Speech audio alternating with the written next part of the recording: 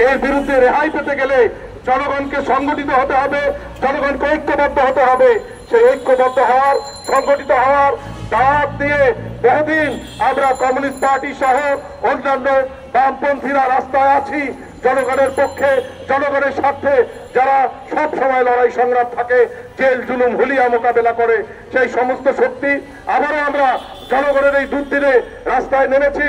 আসুন, এই যে গণবিরোধী নীতিগুলি এই সরকার নিয়েছে, ভ্যাট থেকে শুরু করে আজকে শ্রমিকদের দাবি থেকে শুরু করে কৃষকদের দাবি থেকে শুরু করে বিভিন্ন শ্রেণী পেশার ন্যায্য দাবিকে উপেক্ষা করে সরকার যে গণবিরোধী চরিত্রের দিকে ধাবিত হচ্ছে, তাকে শুধু নিছক ঘৃণা দিয়ে, নিছক বক্তৃতা দিয়ে মোকাবেলা করা যাবে না।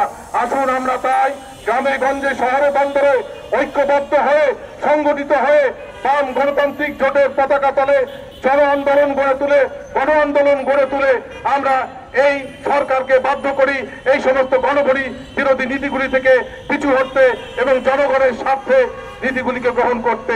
এই আশাবাদ ব্যক্ত করে আপনাদেরকে সেই সংগ্রামে সামিল হওয়ার জন্য আপনাদেরকে আহ্বান জানিয়ে আজকে আমার এই বক্তৃতা শেষ করছি। সকলকে ধন্যবাদ। জয় হোক মেহনতি মানুষের।